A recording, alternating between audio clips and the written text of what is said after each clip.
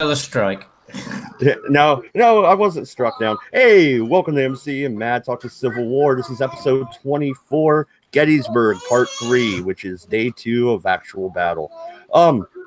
Before we dive right in, MC went to go grab some water, so I'm gonna make a short little announcement here. I don't know. Turn the channel right. You'll have to look it up. Okay. All right, so.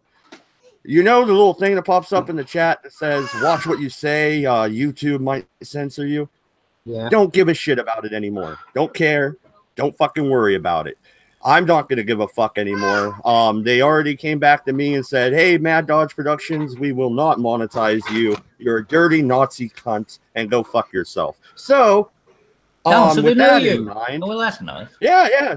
So did they tell you why they didn't monetize you, or did they just say we've decided not to demonetize you? We decided not to monetize you, or we are sad to inform you. Some bullshit like that.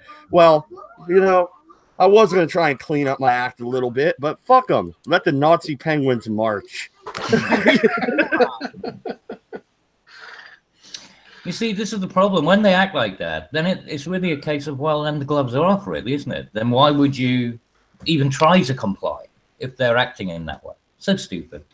It's, well, regressive mentality. What do you expect? Yeah, no, and I've even been Crazy phasing out people. some of the. Yeah, I've been phasing out some of the old episodes, Cabby. You know, back at the beginning when we were really fucking out there. You remember the good old days. Yeah. My God, my liver's never been the same since. Hey, those were some good times. You know, Wolf Shot coming on, getting me demonetized right in the very beginning. You know, good times. But anyway, speaking of good times, let's talk about the war. MC, set the stage while you pull up that fancy map you found for us this week. So day one has happened. I wish I would have had this map for day one. It's unfortunate, but day one has happened. At this point in time, Meade has consolidated his forces. He's starting to talk to his troops, and you got to remember at this point in time, Meade has been in command now like 4 days. Okay, he arrived about 3 in the morning. Okay, so he's trying to get the lay of the land.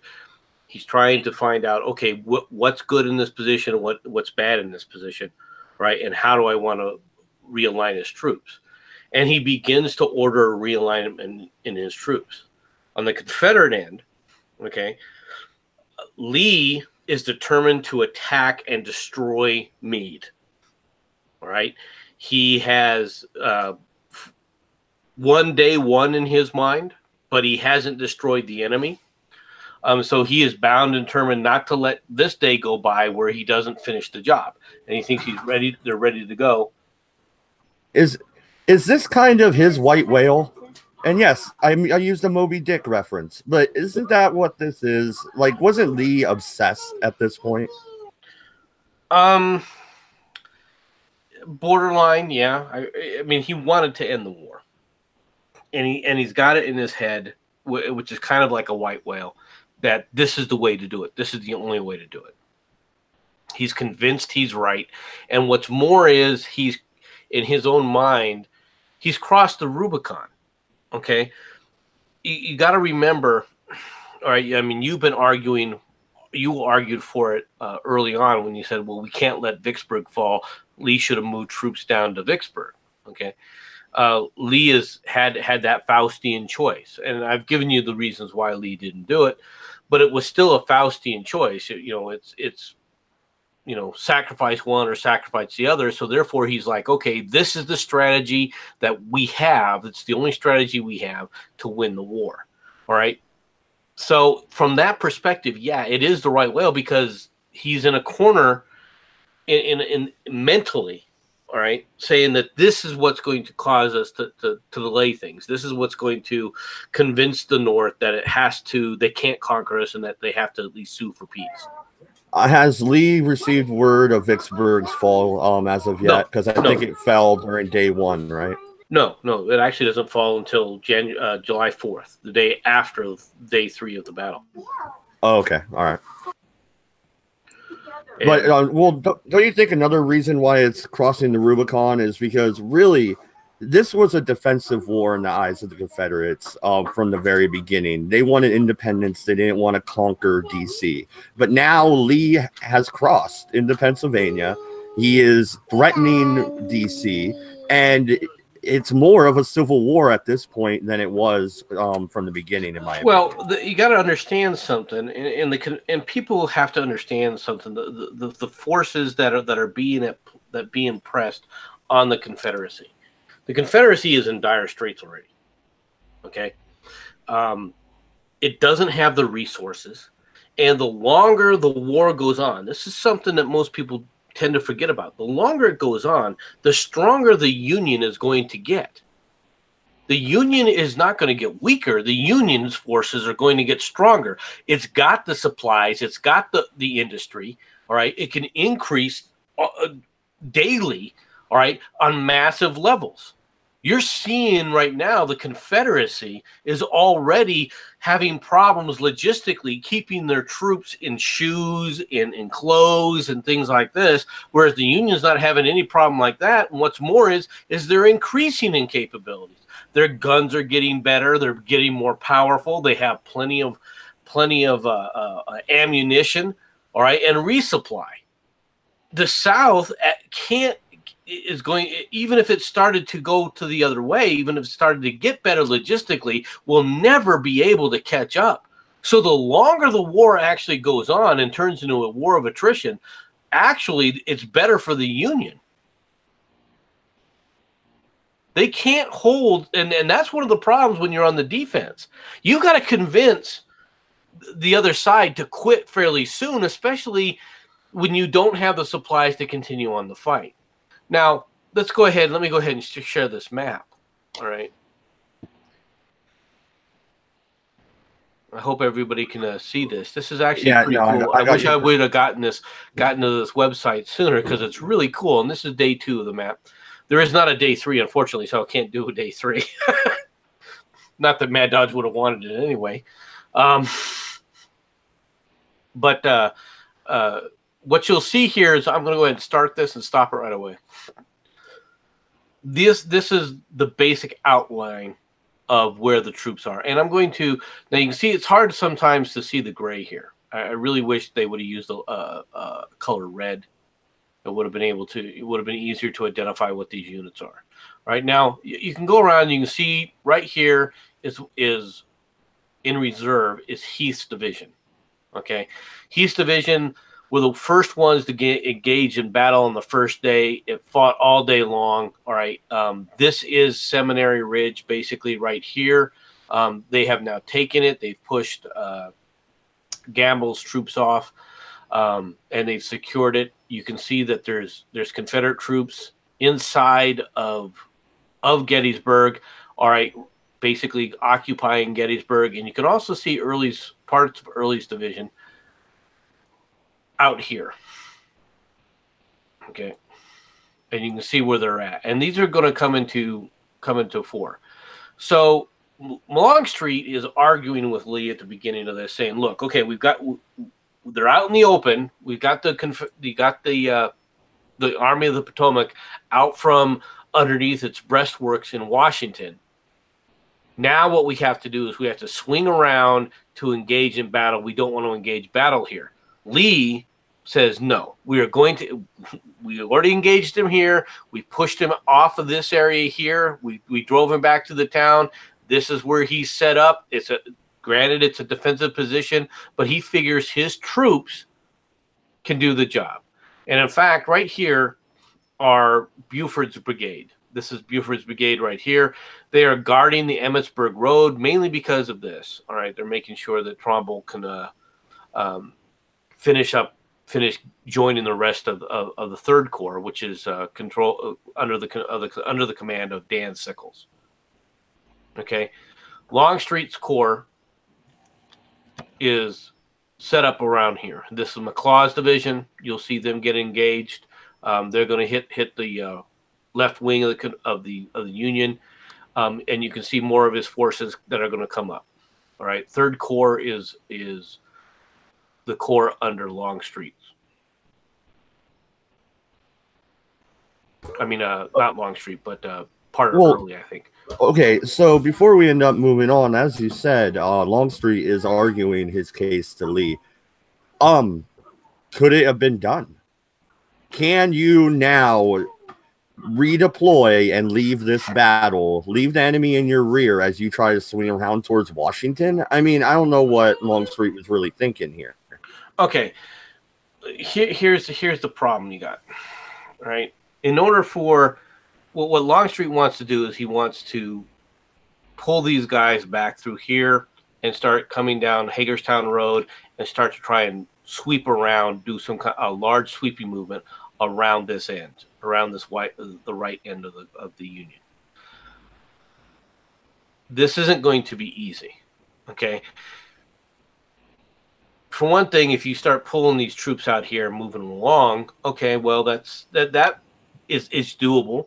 It's fairly easy to do and pull back, but you're giving up this nice Seminary Ridge and this ridge line, all right, to the enemy. All right. You just fought over it. Your men have fought over it. They bled over it. They're in control of it. Why give up a defensible position? And you're going to see him start to deploy, and you're going to see how long it takes him to deploy in some of these areas as he goes through. But the real problem he would have had is this. Look at the Union concentration here. The Union's all concentrated. Its ability to move and shift, and you're going to see this in the battle, all right, gives them the opportunity to say, okay, we can cut you off from wherever you go. And in fact, like I've shown before, this is Buford's cavalry. Buford's cavalry is actually in a very good position. You'll see it move down here later on to monitor any movement by Lee in this kind of a direction. I really don't think, could they have done it? They could have attempted it. Would it have been successful? I highly doubt it. At this point in time, okay, and you don't see anything to do with Stewart. Stewart is actually up here, right? He has actually arrived here, and he's actually gonna come down through this area late in the day. You won't see him actually arrive even by 10 o'clock. I mean, he arrives late onto the battlefield or over to Lee. So, you want me to start? Yeah, go ahead and start. My wife's getting ready to head out the door, so I got to talk to her for a second. Okay, now watch how this movement begins to take place.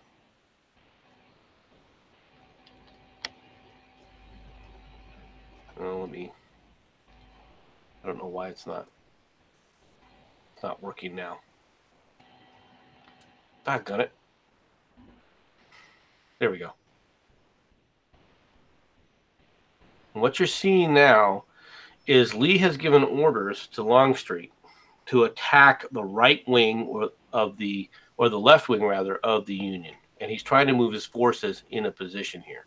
His forces are here, and this is a part of his forces right here. And let's click on one of his brigades as he starts to move them along.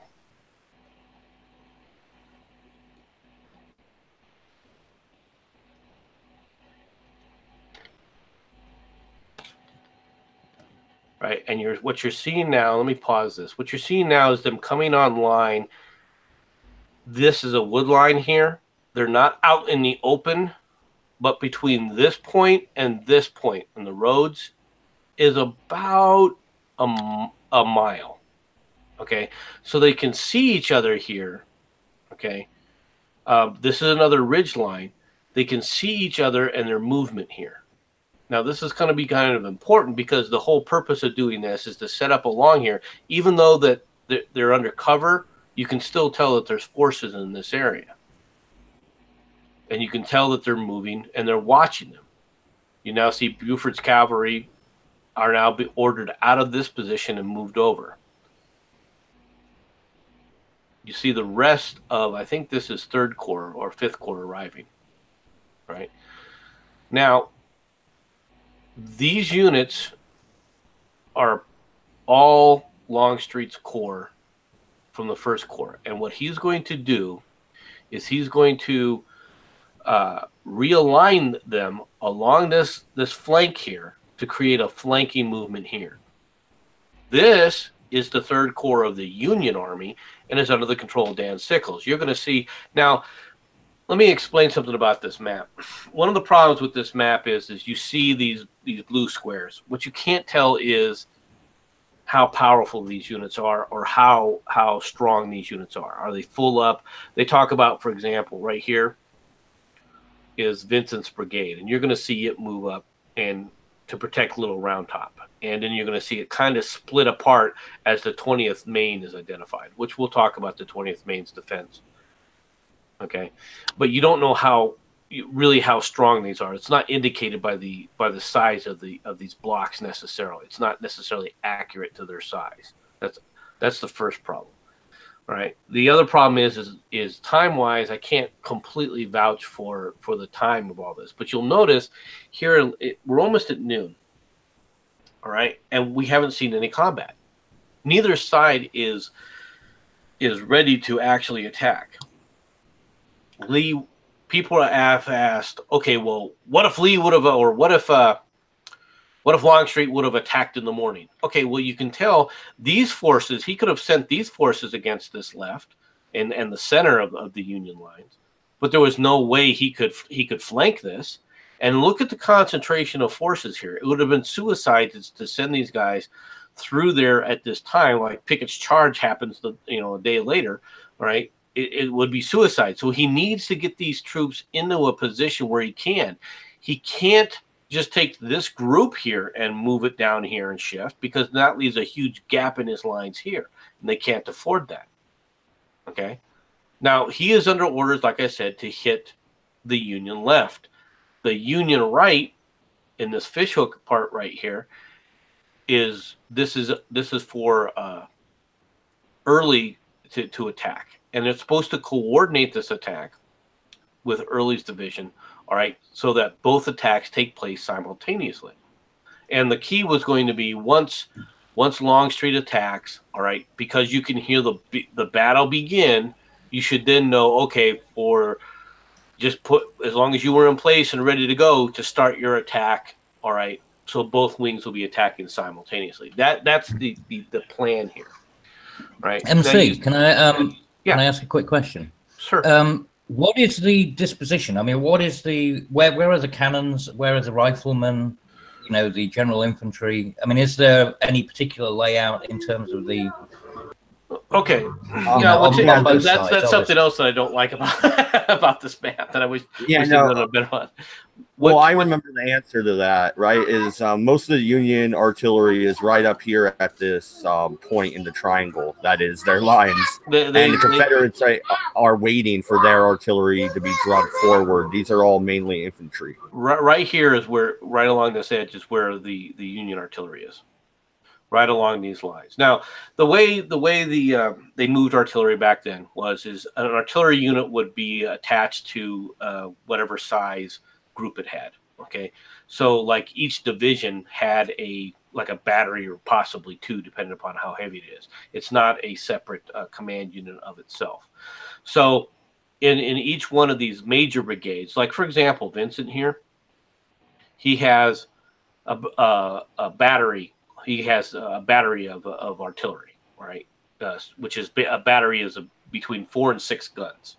Okay, I can't tell you what size the guns are because they varied throughout the war, right? And they varied depending upon which unit was with it, all right? But he has a battery. Vincent has a battery. It's Hazard's battery, all right, which they pull up here. Which actually they actually get into position to support the attack, although it gets driven off. All right, but we'll talk about that later. So for the most part, the Union's artillery is, though, heavily concentrated in this area right here. It hasn't moved down here. Dan Sickles has no artillery worth a damn in support of what he's getting ready to do, which just totally screws up the defense. Okay, so that means that the right flank is pretty well secured in terms of the artillery. Well, the right flank up through here, not so much here because they moved stuff internally here because they're worried about this. All right. Mm-hmm. Yeah, sorry, I should be saying the top flank because at this point there's really not a flank. Right. It's just sort of globular at the moment. Right. Now this part right here is They do have some artillery, not a lot of it, but they do have some artillery. But however, what they've really done here is these are becoming breastworks. They are spending the time digging in some serious fortifications, defensive fortifications through here. And this is going to become important later. Now, they've been working on this all night, by the way.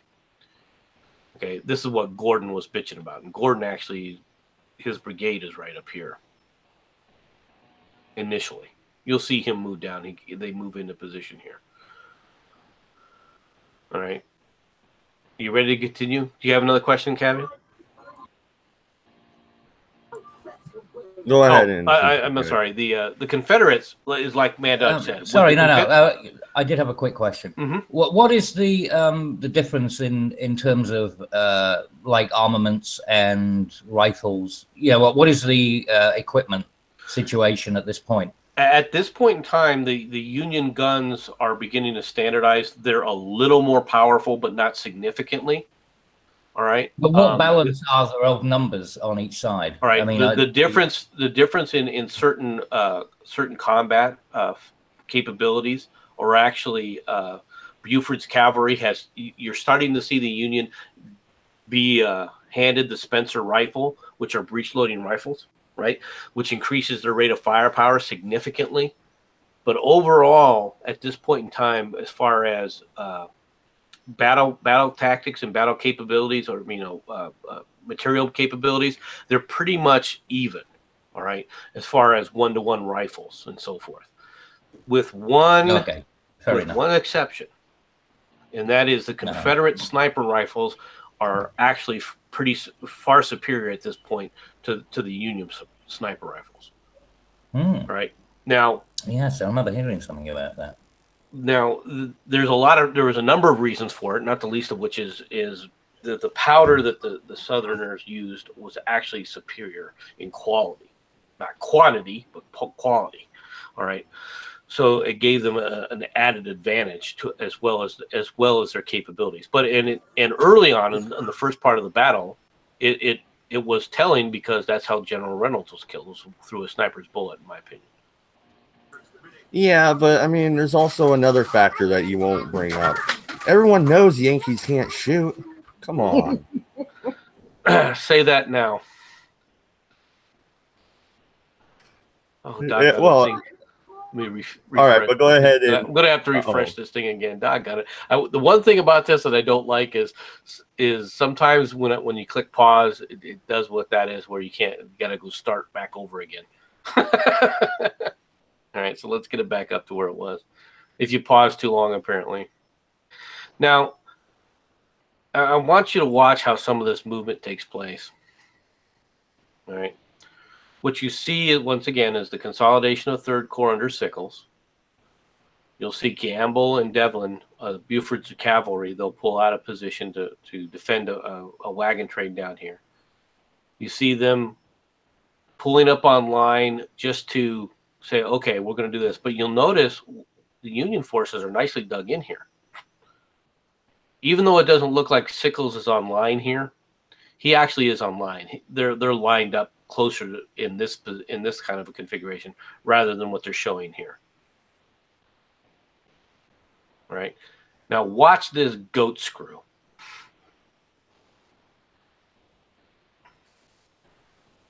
All right. This, more than anything else, is what people jumped all over Longstreet for. Now, why is he moving his troops in this kind of a configuration?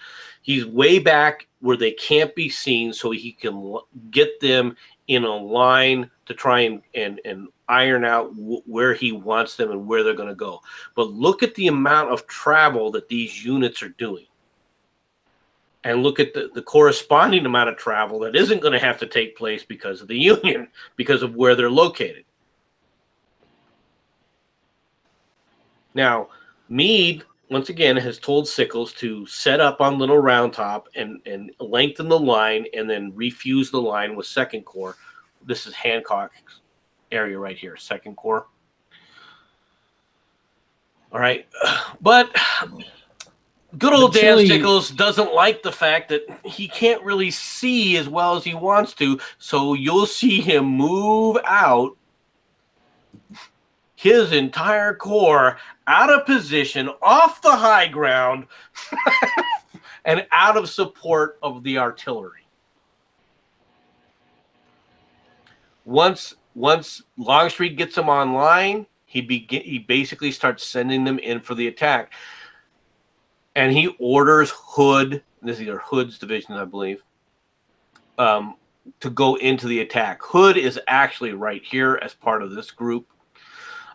You see them beginning to attack. Right here is Vincent's division. Right here this is Little Round Top, the defensive Little Round Top, which is the Regiment of Maine, the 20th Maine. The 20th Maine has approximately 300 people, just over 300. All right. And they are fighting to basically fending off 2 brigades right here. Approximately, they're outnumbered approximately 3-1, actually. These 2 brigades only make up 900 units.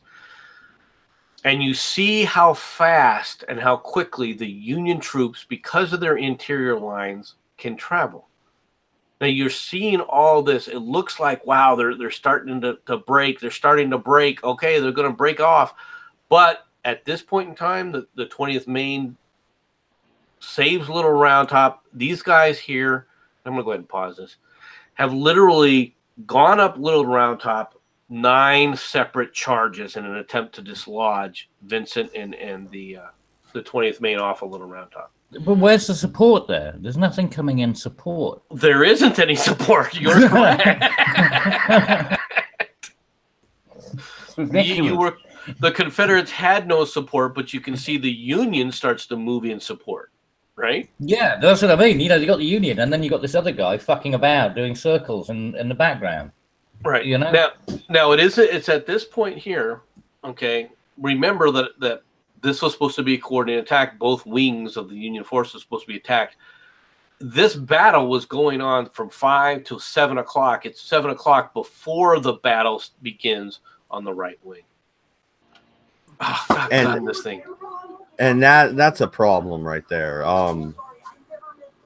Lee should have wrote clearer orders. I don't know how else to put it. Well, when you're writing vague battle orders, I mean, to be honest, his orders were, in my opinion, his orders were fine. His orders were clear. All right.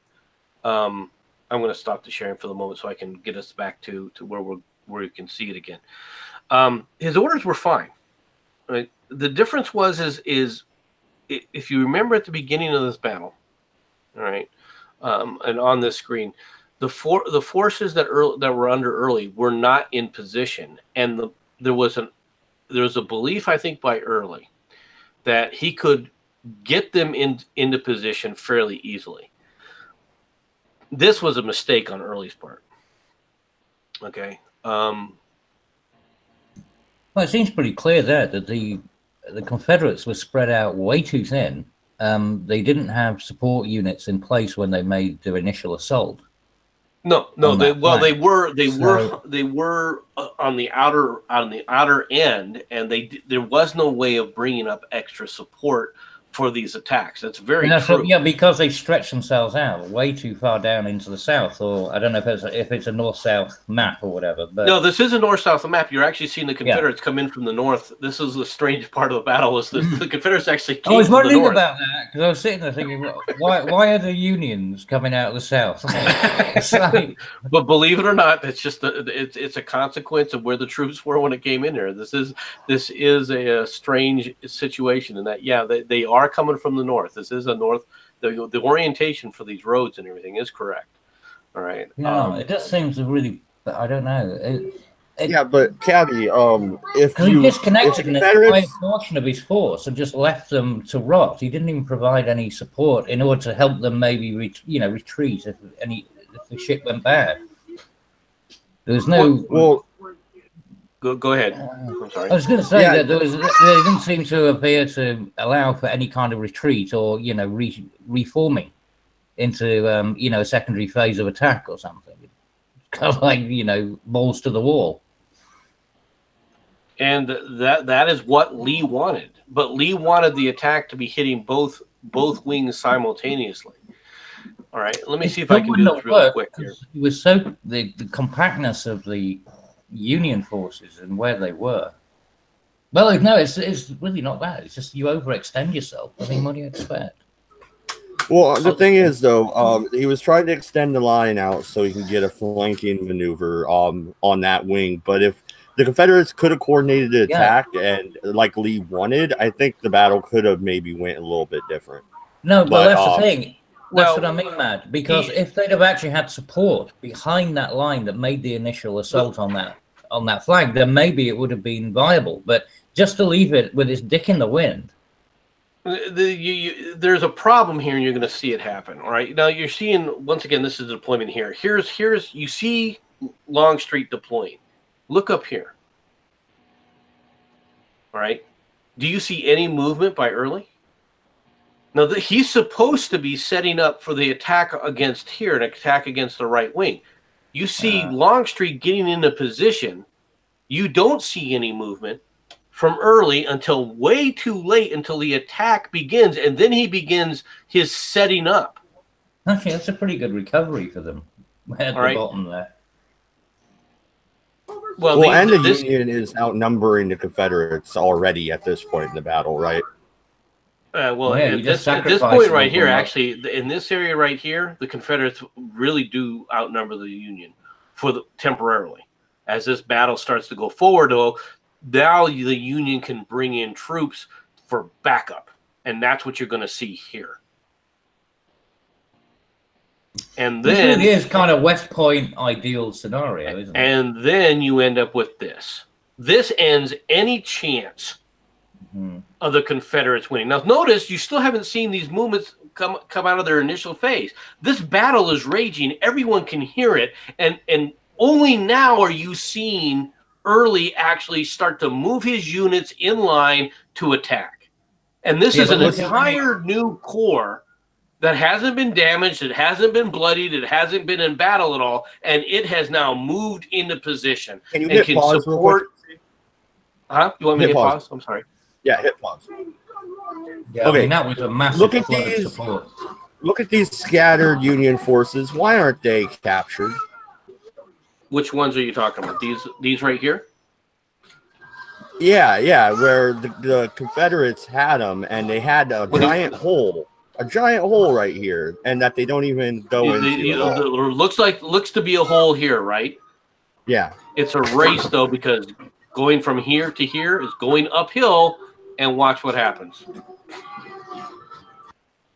Now you got these were forces that were fighting. These are forces that are fresh. Yeah, and like right before you paused it too, it looks like they had the Round Tops surrounded for a second, and they could have captured that. They did, but you got to remember those troops are wasted. And what I mean by wasted, I mean they're tired. All right, they've tried again and again. Remember, they were part of that group that was coming from clear over here. They were part of the group that did all this marching all the way around, and then all the way up these hills, and then charged into battle 9 separate times. Okay, they were absolutely exhausted.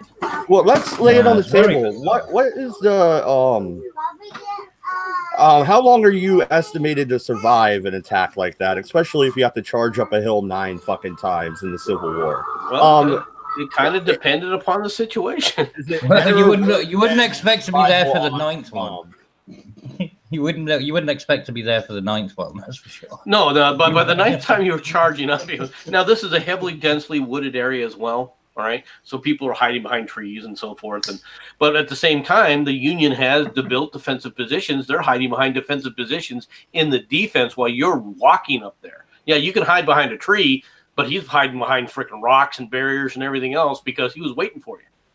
But here's the thing as well, MC, right? Originally, the Union actually had the ridge line, and it had a nice defensive position with all of the trees. And I mean, like you said, they still knew they were there because campfires and things like that. Mm-hmm. But, you know, at least they had something. Well, why did they take it to the Union? Why didn't they maintain? And then, you know, and then they wouldn't have had to do the stupid bullshit with the people going ring a roses and coming in for reinforcement. They could have had those reinforcements directly there if they'd have just held back for a while. Okay, so you're asking why didn't they wait, not attack that day and attack a different day? Well, I just mean, not even a different day. They could have just waited a few hours until those people had come come down in support. Part of the problem with, and then, like I said, like exactly as you said, those people doing ring of roses and fucking wandering around all over the place, uphill and down dale, they were knackered before they even hit the battlefield. So they wouldn't have had to do all of that shit if they hadn't advanced already. Longstreet caught a lot of flack for this because what Longstreet was trying to do, all right, and there's a lot of good evidence for this, was he was hoping that the rest of his corps would come up. Okay, not all of Longstreet Corps has arrived yet. All right, so he's kind of delaying the attack a little bit. Plus the fact he doesn't want to fight this battle here anyway. He thinks Lee is wrong. All right. He thinks Lee is ordering us into an attack, and we shouldn't attack because the Union is in the defensible position and they've got good interior lines and they can move around. Now, he got lucky in that Dan Sickles comes off of those hills, all right, and off of that ridge line and sticks himself in the Peachtree and sticks himself in the wheat field, right, rather than staying in the defensive line that he was already in. So when he does launch his attack, it's an opportunity. It's like, wow, they moved off their defensive positions and out in the open, all right, now we can just sit up there and have the battle. Yeah, but it worked like a feint as well. I mean, effectively, it worked like a feint when you look at how it panned out. It was like, they came down, committed the opposition into something that they really weren't going to win. Well, because they managed to isolate, because there was no support. So they managed to isolate that entire section. Right, but in order to get the support from Lee, he would have had to have either taken the support from his Lee's left wing, all right, in order to pull it down, because you weren't going to get support from the other units. All right. It was just too far to go to bring up these other units. All right. And you also got to remember one more thing. Lee is still outnumbered totally. If you take a look at the total size of the army, he doesn't outnumber his opponent. All the more reason to be tactical then, and make sure that you have reserve forces in the places where you're going to strike. That to a point that's true, but Lee is well known for dividing his forces and letting his forces go off in the wind, all right, and come back in like he did at Chancellorsville, where he divided his forces twice in front of the enemy.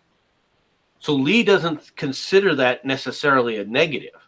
Okay, he thinks he's of the opinion that we can win this battle, we can win this, and he's not listening to his subordinate commanders for the most part. All right. Well, that first engagement in the south, I mean, that was basically that was like West Point 101 sort of thing, in how it actually transpired. Well, yeah. Are you talking about First Manassas? Yeah, that southern that first. No. What he's talking about is the southern attack here. This attack on the left wing of the Union. Yeah. Oh, okay. I thought he was talking about a different battle. Okay.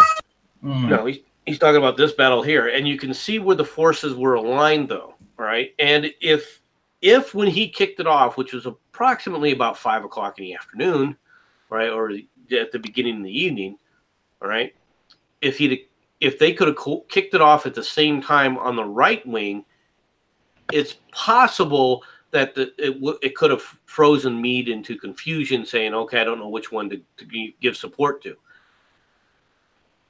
At least it would have had that opportunity up until the point where the 6th Corps came up. Now, so there was about a 2-hour window there that if both of them were coordinated correctly, it's a possibility something good could have happened to come out of it. Well, MC, if both wings start to fold and you have that bottleneck, there's an opportunity for the Confederates to capture a lot of supplies right there, and a lot of POWs. Both wings weren't going to collapse. The right wing was never going to collapse. Culp's Hill was never going to collapse.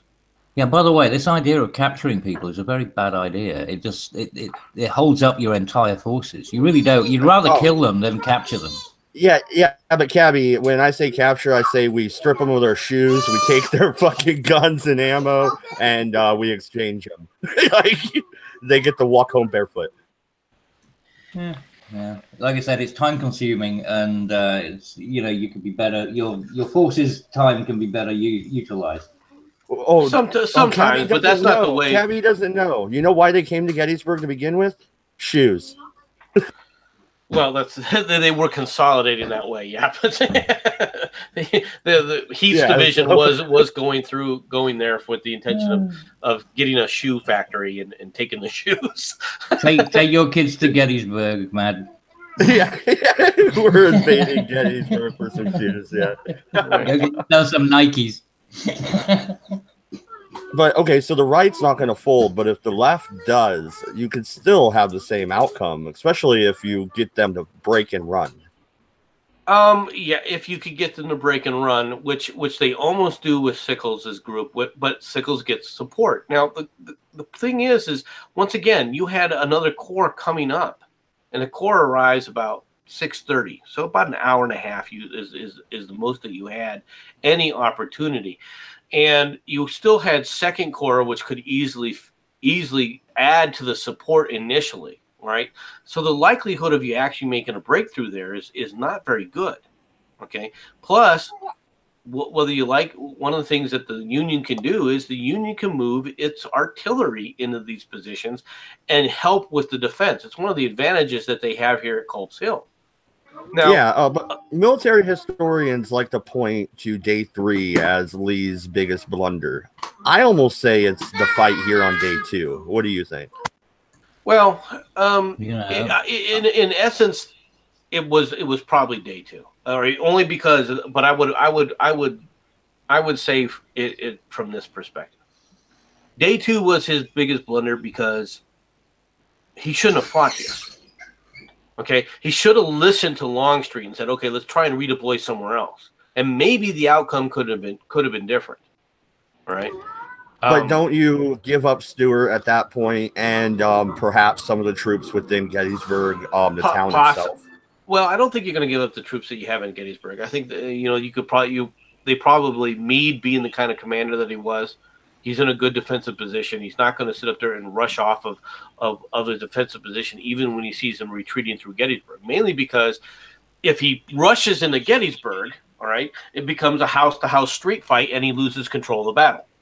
All right. But you can't just, because you said that, like, you had cannons and things attached to individual infantry divisions. So I mean, you're dragging all this stuff with you. It's not exactly a fast transit. Right. Well, that's true. All right. Now, he could have ordered the artillery to stay where it was. I mean, the artillery does have range; it can reach out about a mile. Reach out and touch you. Yeah, but the biggest advantage, of course, for these at this time frame is cannons are in the defense. Yes, cannons can be used in the offense, but they're really devastating to the enemy when you're in the defense. Well, Day 3. Oh yeah, the Zulus found out about that. Well, no, and Day 3 highlights that with Pickett's charge. Yes, that is really the highlight there, because the Confederates do a gigantic barrage before the assault. Yep, they do it, and there's a counter barrage that goes on. Both artillery. It turns into a massive artillery duel in Day 3, but we'll talk about that. Isn't that the largest artillery duel ever in North America? At this point in time, yeah. I'm sure a new one will come up. Yeah. But okay, Jensen, you've been pretty quiet. Yeah. Oh wait, throw some stuff out there. I do have a couple of questions, if that's okay.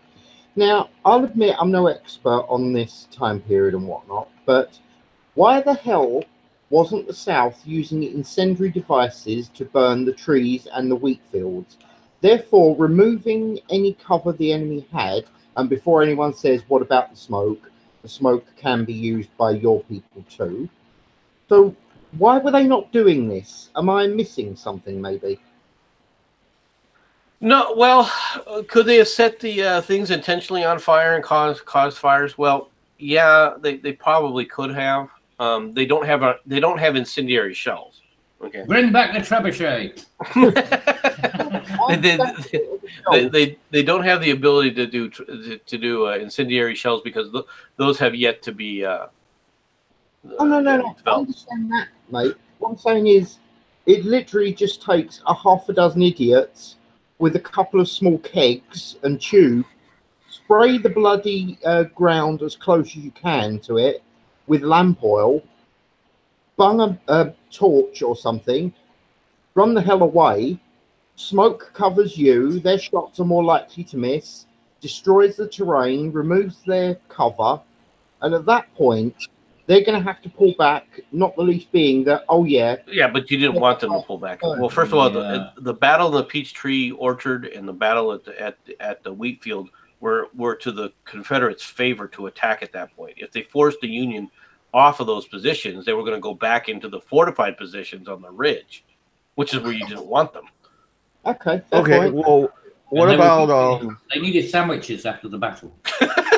what is it? Is it grape shot or whatever that they use on ships to break the mast? Why not use that with your cannons and bust up the trees along the mountain? You know, little round top. And just how are you going to get your cannons in position to do that?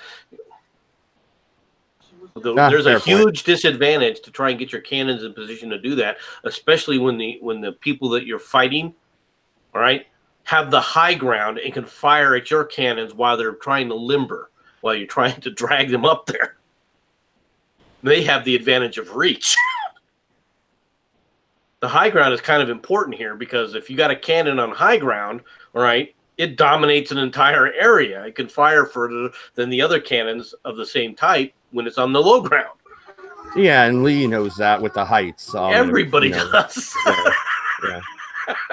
All right. So from my perspective, Lee probably should not have fought this battle on the second day. He should have said, "Okay, let's reconsolidate. Now that I got the army where I'm at, let's wait until we're fully consolidated." He probably could have waited out this entire day without engaging in combat whatsoever. Yeah, but really when we were off there, you told me that was a bad idea because that was my idea. No, hold on. I said it was a bad idea to stay in the same position. Okay. If your idea is to not battle that day, okay, you're going to redeploy your units because you're going to finish your consolidation. You won't have that wing on the right side, right, or what you saw on the east side sticking way out there. You're going to bring those units together to consolidate them all along that ridge line, all along Seminary Ridge. Well, no, and Lee, there's no way for Lee to know this, but Stewart does show up also, so he would have Stewart back as well, and he could send Stewart and the cavalry out to find another route, to better ground. Right. Now, once again, that's not saying that would have worked, right? Because there's plenty of evidence to think that it probably wouldn't have. But at the same time, to fight now, all right, was because Lee was stubborn. Lee decided, I'm going to make this the battleground. We're going to whip these guys, and that's going to be the end of it. All right. Sometimes people's temper gets the better of him, and Lee did have a temper, and he had his temper up at this point. He wanted his troops to finish the job and drive them off the field, which is why he's still there day 3. Okay, and is still determined to attack. In that regard, you can say you were correct. It is kind of the white whale. He is in attack mode, all right, mentally. He's saying, I'm going to go into the attack. Don't care. Now, what is the quote they use in the Gettysburg movie? It has Lee says, it's Lee and Longstreet arguing, and Lee says, "No, the enemy is there. I will attack them there." I think that's really the epitome of Lee's hubris. Really. Yeah. Yeah, very much so. Because one of the things what Longstreet was cautioning Lee about was, look, they're in defensive position, not us.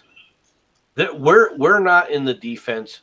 They're in the defense. We're going into the offense. There's nothing wrong with being in the offense when you have to be, but there's no reason for us to go into a heavily defended area that's got and the other thing that Longstreet was correct about, all right, now this is something that most people don't know. Up until this battle, the Army of the Potomac's Artillery Corps was woefully, all right, uneducated. All right, it had done a lot of stupid things, and not the least of which is their artillery commanders weren't setting up interlocking fields of fire for their artillery between the various divisions, right? Really? There is a new overall commander of the artillery for the Union, all right? The South had always had an overall commander of their artillery, all right? When they set up in a position, yeah, an artillery would move out with a company or would move out with a division. But once they set up on a battlefield, the artillery commander would sit up there and take control of all the interlocking fields of fire for these various batteries, right? Well, the Union now starts to utilize that, and the Union has now copied the techniques of the South in this battle. It's the first time it's actually utilized. How did they coordinate that? You sent runners. Okay, so it's runners, no semaphore or anything like that. Well, semaphore is fairly new. They are starting it. In fact, Little Round Top. Okay, when you see the forces, when you saw the Confederate forces coming along, all right, the Union did have troops there. They weren't a combat unit. They were a freaking semaphore unit. They were a signal unit. It was the only unit. Yeah, signals initially on there, and that's why they order Vincent's brigade to hurry up double time to get on top of Little Round Top, because there's no combat units here, and they're able to see the Confederates moving through the woods because of the glinting off of their bayonets. Right. That's what I was wondering, is, because it's a coordination like that in that kind of environment, without real communications as we would see them. That's a fucker. Oh, yes, very much so. And that's something that we don't talk about very often. I mean, the ability to rapidly communicate is quite useful. And that's one of the advantages that the Union has in this battle, is simply because of the interior lines. It can bring up support. It can sit up there and respond far quicker, all right, than the Confederates can, because of the distance that the runners and the messengers have to travel. Now, Lee knows this, all right? Lee has just gotten it in his head, though, that his army is not beatable. Not that he's not beatable, not that he's infallible, but that his army can make up for any mistakes that he may make on the battlefield. And the reality is, because of Dan Sickles moving off of the frickin' high ground, they come a lot closer on day 2 than they really ever should have. Yeah, and the last thing you want to do is leave the high ground, because the high ground is where you've got the observation point. I mean, if you don't have the observation point and get a good handle on the battlefield, you got range on the enemy. When you have the high ground, you have range on the enemy. Yeah, well, that also helps. Yeah, I mean, you've got all the advantages and none of the disadvantages. Yeah, it's an odd choice. Do you have another question, Quinn? No, sorry, actually, I just dropped out. My internet's being a bit pissy, so I might have to disappear. But once 6th Corps arrives, once you see the 6th Corps arrive, the last corps of the Union, for all intents and purposes, there is absolutely virtually no chance that the Confederates can win in the attack now. Okay, there's a lot of people who thought, well, if Culp's Hill could have gone, if they could have taken Culp's Hill and continued the attack at night, then all of a sudden they may have had a chance. No, because they weren't going to take Culp's Hill at night. If they would have continued the attack during the night, there were 2 brigades of fresh Union troops ready to squash it, all right, within easy movement distance. And you see them on the 3rd day, they basically push the Confederates completely off of Culp's Hill, out of the breastworks that they have. Some of them they have succeeded in taking. They just shove them off, and that's the end of that. But once again, that's day 3. Could coordination would have complicated things for the Union, to be honest, if both wings were coordinated correctly and attacked at the same time. But to be quite frank, I don't think it would have made much of a difference. It could have, if it could have caused enough confusion. All right. But in order for that coordination to take place, both sides had to be in position to attack at the same time when the attack began. And as you saw, for whatever reason, Early did not set his troops in position to begin the attack once he started hearing the Yeah, attack. but you don't wait for the begin on the opposition right to be in. Yeah, but you don't wait for the opposition to be in place. You know, I mean, this is why if you look at, if you look at that map where you paused it last time, at that point there was a massive gap in the Union. But the thing was, it was perfect for an opportunity to wrap around on, for the Union to wrap around and totally portion that section off. I mean, they could have been annihilated. That would have removed an entire section of the Confederate forces. Possibly, I mean, yes. divide and conquer. That would have. They could have used the hammer and anvil approach at that point if they could have sucked in the Confederate forces up onto that ridge where they couldn't get support. That is very true. Yeah. I mean, and if they'd have folded around a little bit and sort of formed a line more diagonally, heading up to the sort of northwest, then they could have pushed, been. If they could have pushed the Union off of Little Round Top, Little Round Top had the ability. You were basically then the high ground that's actually overlooking the rest of Cemetery Ridge. All right. At that point, if you could get artillery or if you could get enough ammo up there, right, and you could hold that position, now you can rain fire from the flank down. All right. That could have been devastating. Right. Absolutely. Seems like a sensible move. Well, it would have been if they could have taken it, but they couldn't. They didn't. They failed to take Little Round Top, and that was the problem. Bummer. Okay, well, I was trying to find a map while you guys were talking of the area around Gettysburg, and that's actually quite hard to find.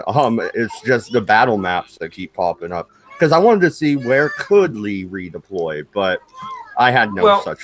To be honest, if Lee was going to redeploy, this is what I was trying to indicate. It wasn't going to be the Battle of Gettysburg. He was going to have to move to an entire new position, which was, quite frankly, what Longstreet was suggesting. Let's move somewhere else. Let's have this battle on our terms, not on the enemy's terms or in this meeting engagement terms, right? But we have those ridges that they had shielded their movements from the Union before, are now actually hurting them because now they how can they redeploy and actually continue to threaten DC because they got the troops dislodged around. That is a problem. That is a problem. They would have had to have basically started a counter march and gone and tried to run back and try to get underneath the Union forces, but the Union forces were watching for that. Meade was watching for that. Only thing you could do is consolidate and retreat with your tail between your legs back to Harper's Ferry. Well, if they would have said, okay, let's go ahead and go back to Harper's Ferry without fighting it for the second day and without fighting the third day, okay, they still would have said it still would have been an engagement, all right, and they still would have said, well, we won day one. It still would have been considered while it would have been considered a tactical victory. Strategically, it would have been kind of a draw because they didn't accomplish anything strategically. Okay. So you could have looked at it from that standpoint. But then again, those forces wouldn't have been destroyed the next day either. Yeah, that's a good point because it's really Pickett's charge that fucking screws the Army in Northern Virginia over for the rest of the war. They never recover after this battle. The only thing that the problem is one of the big advantages that Lee has is totally ephemeral, and that is there is a belief he's invincible. He hasn't lost. Okay.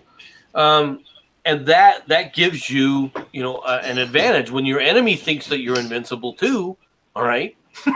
I mean, that's a great advantage you have from a psychological standpoint in any of these battles. And Lee at this time had that. Lee at this time is considered, and rightly so, the best commander of the war, right? Especially from an overall standpoint. All right. You can understand why people were saying to Grant when he comes up there saying, well, wait till you meet Robert E. Lee. Bobby Lee is a tough commander. Bobby Lee. And to the point where frickin' Grant says, "I've had enough of you telling me about Bobby Lee. How about you sit up there and tell me what you're going to do to him instead of worrying about what he's going to do to us?" Yeah, You know? well, the way Grant fights this war is quite a bit different as well. So, Well, Grant We'll sits up get there to and that. does the one thing that he knows he has. He has the advantage in man and materials, and he utilizes that. He says this is an advantage that can't be matched by the South at all, and he utilizes it. Hang on. So there was a material imbalance between Not so much in this battle, all right, but in the battles coming up, yes. Right. Okay. In not so much in this battle, but overall, the South is suffering. You got to remember the South is getting ready to lose Vicksburg. All right, you have major penetrations. Well, of course, they're wanting shoes. They need their shoes. Well, I mean, not so much on this part of the battle. There is though a material logistics resupply capability that the Union has that the South never does. In fact, it's because of Robert E. Lee. Didn't the Unionists just one day think, "Fuck it, let's just give them some shoes"? All should have been sorted. No problems. No, because then they still would have been carrying on about we don't want to be part of the Union.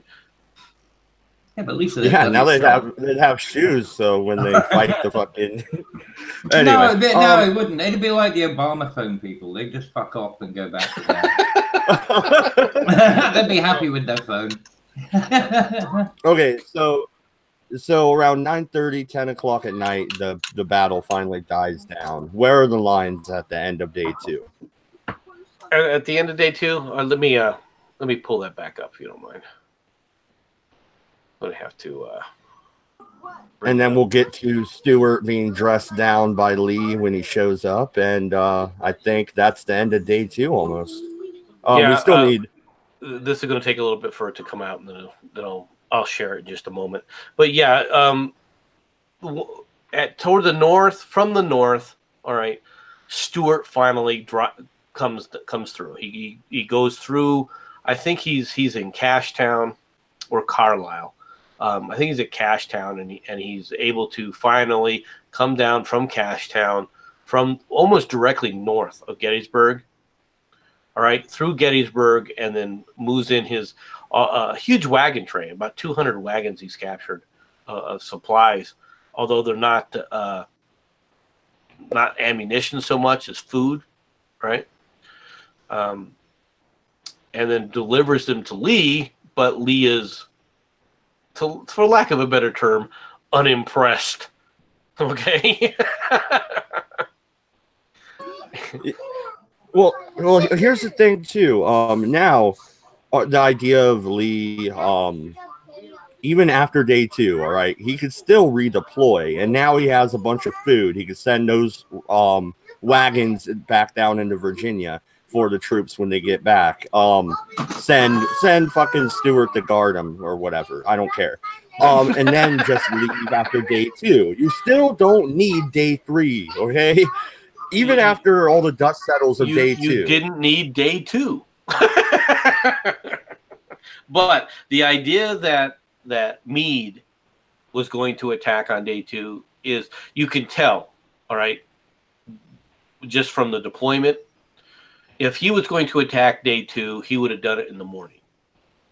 He would have aligned his troops in the morning and attacked. You could tell that Meade at this point had no intention of pushing forward the attack. Not on day 2. Day 3, if day 2 would have remained quiet, day 3 with Lee still there, then it's possible Meade would have gone into the attack.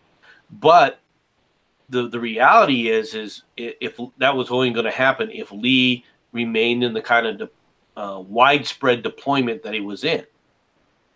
All right, at which point Meade could have sit up there and chosen which side, which wing of Lee's he could sit up there and move into attack and try and crush, all right, and sectionalize. Oh, so can I ask another little question? What was the weather like at this time? It was frickin' nice, sunny, and hot as hell. Okay. Days were over 100 degrees. Yeah, good day for malaria. Yeah, no, and 9 charges up fucking round top in 100-degree heat. Damn. And remember, like I was saying, this is after they had done all that marching. They had gone probably about 8 or 9 miles, right, of distance traveling around, including that freaking circle they made. What they used to carry water back then? They didn't have canteens really. No, it they was had more canteens. like a. Yeah, okay. Well, goat skins as well. They had canteens. They had regular canteens and so forth. Just give it a few seconds here. This thing is getting into its final position. Yeah, they used to use bladders, didn't they? Goats' bladders, pigs' bladders, anything they could get their hands on. Well, they had metal canteens. They did have metal canteens at that point. Yeah. Yeah, but I mean, it wasn't the large container. More than anything else. I thought the Confederates had wooden ones that would leak or some shit. I remember hearing something about that. Well, yeah, that's true as well. I mean, some of the canteens were initially made out of wood. That's true, right? But for the most part, most of everything was metal. Thin steel. All right, and they were in the forms of flasks more than anything else. They weren't the canteens that you see in World War II, all right. But they're fairly effective. You know. Well, what's wrong with the goat skin?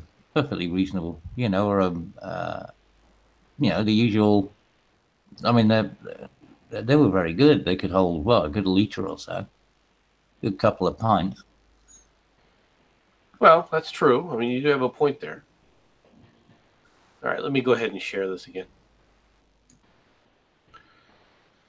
This is the final day deployment right here. Right now, remember I was telling you about that. If these guys here, there are people say, well, they could have continued this night battle. Look at what was going to happen to them. These 2 units were fresh, hadn't been in the combat. If these guys would have continued the battle, all right, it would have just been an absolute disaster. And in fact, they get basically just kicked out of these positions. It's a hard fight because these are well dug in positions, but for all intents and purposes, they never had a chance. Now, well, no, there are people who say, well, why can't you have swung through here? Well, this is a marsh area. That's why. This is mud. Well, no, and I'm looking at that side of the battle. Like that's obviously the Union's weaker side because they're fortifying the Confederate strong side. But where are the fucking reinforcements if they were supposed to take Culp's Hill? There weren't any. No, yeah, nobody. Once again, so here's what the issue is. All right, what does Lee have in reserve? Well, in one sense, you could say you have Pickett. Where's Pickett? Pickett's not here yet. All right, Pickett's up this road yet. Okay, so Pickett could have been considered a reserve, but he's still too far away. Right here is Heath's division. Heath's division is getting resupplied. You could say that you could have left them in reserve, but if you'd have moved them, then the resupply wouldn't have happened. And these brigades here were pretty damn well shot up. Heath's division was pretty damaged, with the exception of Pettigrew, which does take part in Pickett's charge, right? So Pettigrew is not going to be in for a good day the next day, all right? Oh, so where were you going to place this reserve? All right, where it's at right now, it's kind of in a place where it can, if it needs to, you can bring it up to plug a hole from a defensive position, but from an attack position to press home an attack, there's nothing there. There are no reserve divisions. This is one thing that Cabbage is completely right about. There is no support ready to go. Who are these Confederate positions up in the air, way up north? Right here? Yeah. Or no, up further. Like, you see you almost had your cursor on one of them, and then the other one is south from that one. They're just like out there in the middle of nowhere. This is Pender's division.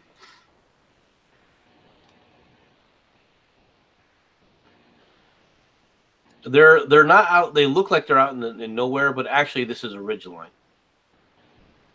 This is a ridgeline facing the Union forces. This is a little bit below the ridgeline. They had initially moved up when the battle began to try and keep all of Second Corps here, right, and to keep the artillery busy, but it doesn't really work. And this is something else. What you've seen here in the middle, resting, is the First Corps. What's left of the Black Hats and so forth from Reynolds Corps. They've been this is the damaged area for the Union. But you notice if they have to be utilized, they can be.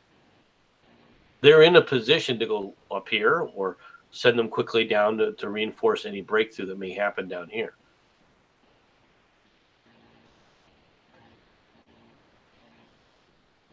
Is that what you wanted to look at? He's back. There we go. Now you'll notice up here is there are no contours on this bloody map, are there? Well, there are. It's just hard to read. Oh, okay. See these. This is you can see the. You have to look for where the hills are in order to see the contours. Well, you know, used to ordnance survey maps, mate. Yeah, the problem is where they've got this map is in some ways, from a military perspective, too busy. All right, they're showing too much color in certain areas, and you don't have the highlighted ridges like that we would normally do. The contours would be more outstanding in a regular military map, as you well know, Yeah, Cappy. pronounced. Definitely, that's what I mean. It's a bit hard to kind of work out really where the where the best positions are from it. I don't know. Maybe it's just my eyes. But that's why I was saying it's kind of hard to understand that right through here. This is kind of like a little valley that sits in here. The Emmitsburg Road here is almost like a sunken road. This position here. It's really the low point between this point and this point. So again, wouldn't that be a place where you put troops on either side in a high position? Well, that's what you have. Essentially, that's what you've got right here. Do you? Yeah, right here. Here's the Southerners in the high positions along this ridge line, and then I see there. Oh, sorry, I thought you meant this little place in. But sorry, I misread where your mouse was. Oh, sorry. Yeah, that's not your fault, mate. That's me. It's all me. But you see how this is more or less the ending of this. Now, actually, in actuality, some of these units I don't think were where these are. Like these units here, I think had already pulled back, and they were closer to this area of the ridge line. That southern part could have absolutely crashed through that line. Where, right here? Yeah, well, down no, slightly further north, like where you got the, where the cross is, sort of the 4 little squares, the little blue cross in the middle, right? If you go yeah. So if you go west of there, now all of those troops down the south of that point, the Union one, okay. If they could have just crashed right through that, and then folded back up and around. Yes, if they could have taken these are fresh units. They could have ran them through. Now, the thing about this area, this is the Devil's Den. This is a very rocky region. Okay. And what the Union decides to do to dislodge the Southerners from that area is they order a cannon barrage on it. And they literally killed via concussion a number of Confederate snipers that have taken position in here. And it basically drives them out, and they basically fall back. On day 3, all these forces here have moved back to the ridgeline along this edge here, and they're part of this whole entire ridgeline now. But if they'd have crashed through, like I said, at that northern, like just below that cross, if they'd have crashed through at that point, that would have just totally separated their entire forces. That's it, done, game over. If the Confederates would have crashed through here. No, if the Union had crashed through, heading east to west, right, underneath going where the this little way. Yeah, going east to west, right? You look where that little cross is, little blue cross in the middle. Like the units below that, the two little ones there, right? Now, all of those forces below, if they had crashed through, that would have totally segmented everything around it. Sure. There is no support. There's no support available. There's nothing. Right. Yeah, They would have had to immediately retreat. Yeah, I mean, back you along look at here, all the and support. it would have been a rout. That's very true. Yeah, it would. That would have fucked them up completely, instantly. But at the end of this day, two things have happened, not the least of which is the Union intelligence services have identified every unit in the combat. And one of the things that they realize is that of the major units left in Longstreet's command, Pickett's division has not been engaged all day. So they are now on the lookout for Pickett's division because they think that it's going to be part of the attack on the third day, which is why when they notice that it starts to form up down here and they notice that it's Pickett's division, okay, they pull several of these units back that have been wounded, right? They replace them with these non-damaged units, but they pull them back into a reserve in the middle of this area just to wait just in case. Meade anticipates that the fight is going to start on the center.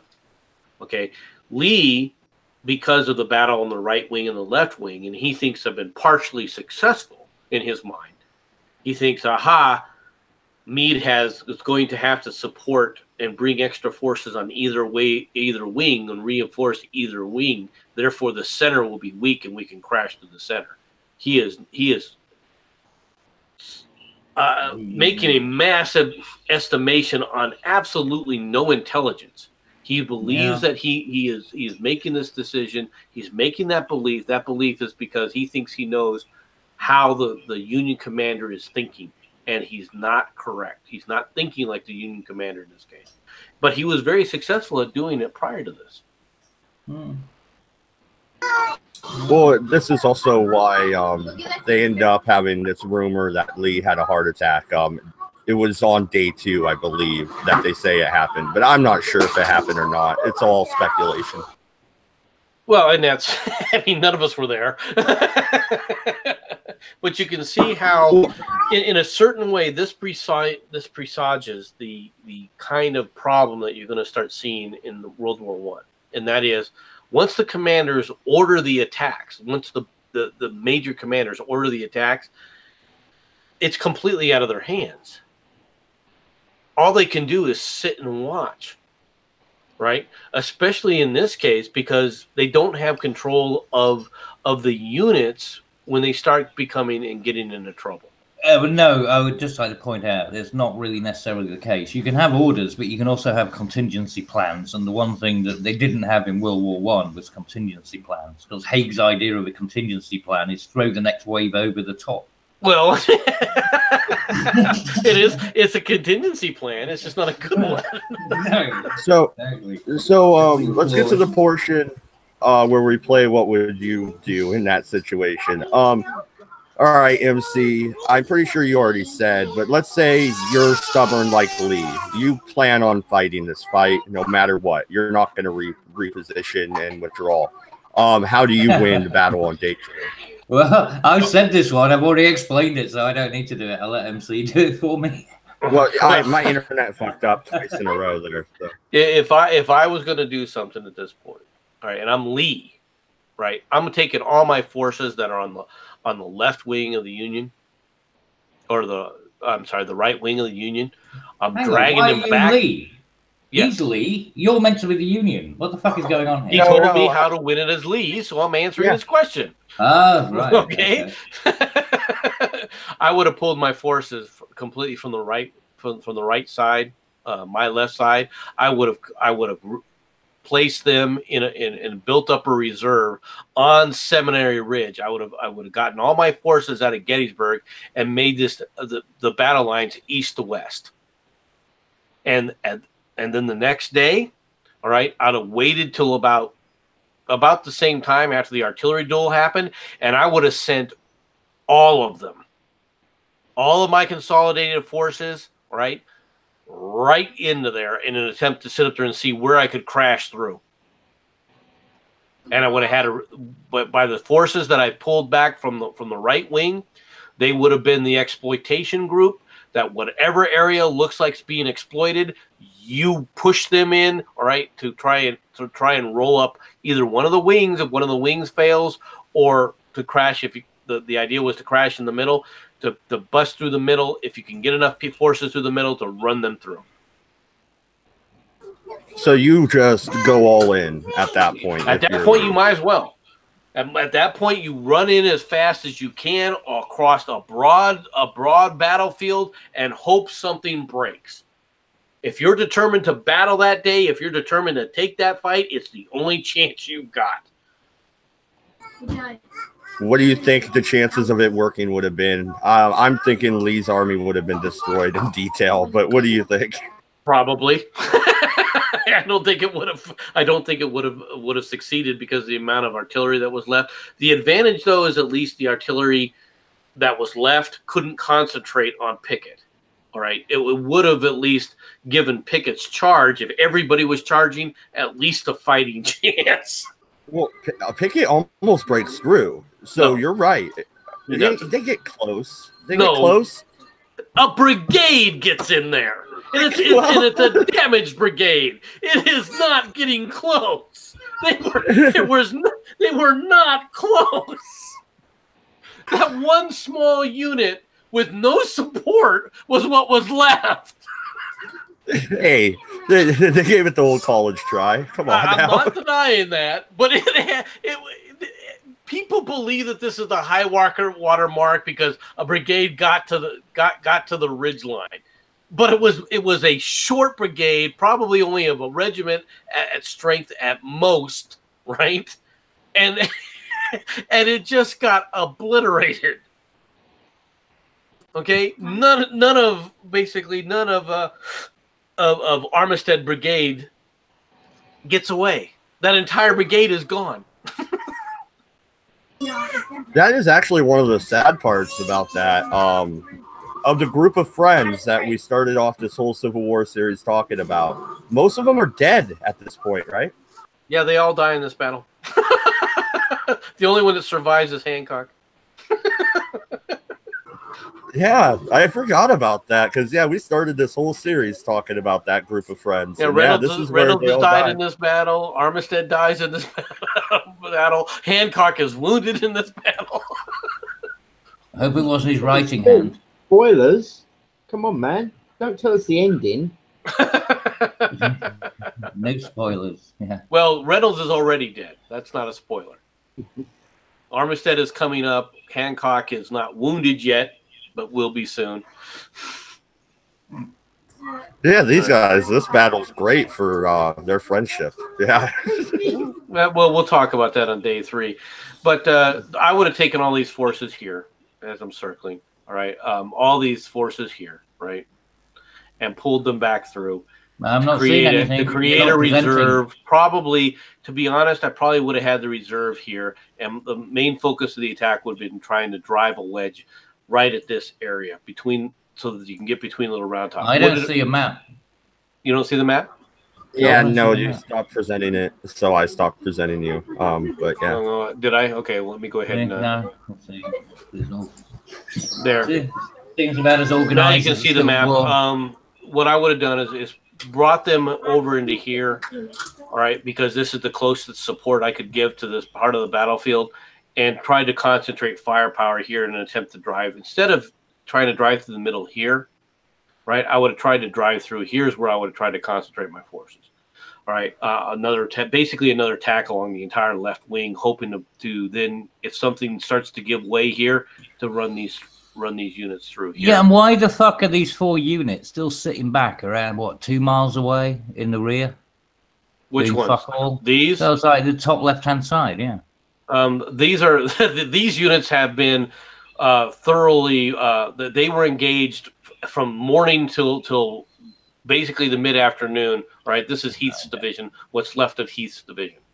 All right. Yeah, they're at the hospital camp. Okay, there's a bit of R&R. They are. Heath has been wounded in this battle already. They are basically being resupplied and basically licking their wounds. all right, from the previous day's fighting. They did a lot of good to it. This is kind of a spoiler, Jensen. You told me not to do a spoiler, but I'm going to do a spoiler about this. At the end of Gettysburg, okay, this unit is probably about a third what it was. Of these 4 units, they're a third the size they were when they started. And if you're the Union, you don't do anything. This plays out how you wanted it to play out, really. You just sit there and keep doing what you're doing, right? That's why I asked you. At this point, you're trying to. Meade. His personality is a counterpuncher. He's not afraid of ordering an attack, all right? But he's a counterpuncher. He's looking to let's see what the enemy does, right? And then throw the punch in a battle, in a set piece battle. He has no problems in movement. He has no problems trying to maneuver to get troops in to do an attack. But in a set-piece battle like this, no, you're correct. He is going to stay. He is completely saying, "Oh, I will respond to what the enemy forces are doing." Yeah, no, and I think you're right. I would have withdrawn from Gettysburg. I don't know if I would have thrown him over here to Culps. I think maybe I try to take Little and Big Round Top again on day 3 with the added troops from Gettysburg, from the town. It's totally withdraw. It's risky, all right. And the reason I think that Lee didn't, one of the reasons why I think Lee didn't do it is look at the roads. If you have to withdraw, you have to withdraw along the roads. If you're coming clear down here, you don't have the advantage of withdrawing necessarily along the Emmitsburg Road, because the Union can swing very quickly along here. This is something that's not shown off the map, is the ability of the Union to be able to reposition quickly. The Union controls 2 main roads automatically, which are these 2 roads, and the Emmitsburg Road is kind of a contested area, so you can't rely on it necessarily to move your troops down. All right. The Union, on the other hand, they're able to supply along this pike, and they're able to supply along Countytown Road, and they can move their troops very rapidly. If Lee tries to use just this road for his movements, his retreating troops here are going to be under constant pressure and constant attack. All right. Yeah, no, I have this Civil War game that's pretty much, you can pause it and position, give orders and all that shit, but it's pretty much set up how your map is. And I played the Gettysburg battle once, and the only way I was able to win was that Little and Big Round Top. I took them and turned that flank, and I rolled up the Union Army. But that's the only way I've ever been able to beat them. You can't bust through the center. What Lee tries to do is undoable. I've tried it a million times. It does not work. Well, did you try it on the first day? No, on the first day, I tried my damnedest to get rid of the fucking cavalry. But, yeah. Got a problem there, don't you? That cavalry's pretty and tough, it's a cool game. Yeah, no, it is. Buford's a cunt. But no, I'll tell you the name of the game after we get off air. It was pretty cheap on Steam. You would enjoy it, MC. I don't know how often you play games, but this game you would like. I've never been on Steam, but but no, the advantage that Buford's cavalry, and Jensen mentioned this earlier, firepower is a bitch when you have superior firepower, and Buford's cavalry did. You see, that was my question at the beginning, was what about the material, what was available to these people, because these and also the weather, of course, because it is fairly significant, raining or sunshine or Buford's cavalry was one of the first units to be given the rifle, the new rifle. So the main the main infantry of the Union Army didn't have this rifle. So, it was only that one unit. No, they had just recently been resupplied with these rifles. It was relatively the French gave them to you, didn't they? No, Spencer rifles were developed in the United States. They were the United States built. Yeah. Okay. You forget we do have armories. I know. Yeah, but there was a lot of weapons that were coming over from France, and also we were shipping obviously a lot of weapons down into the south. But mainly cannon, not really rifles. No, big arms. So you do it properly. You're gonna do it right. But yeah, so you all good next weekend, MC, or you have to go out of town for business or whatever? Next weekend, I'm okay, but the weekend after that might be an issue. Because all right, so next, I'll be doing my normal Monday stream in the morning on Monday and all the way through Thursday, but I won't be able to do it on Friday. And then the following week, I probably will, if I do a stream at all, it'll be late. It'll actually be late at night. I'm not Hang probably on, not no even be able to lunchtime join news. Damn it! That's when I had my lunch. So do I. I'll be honest.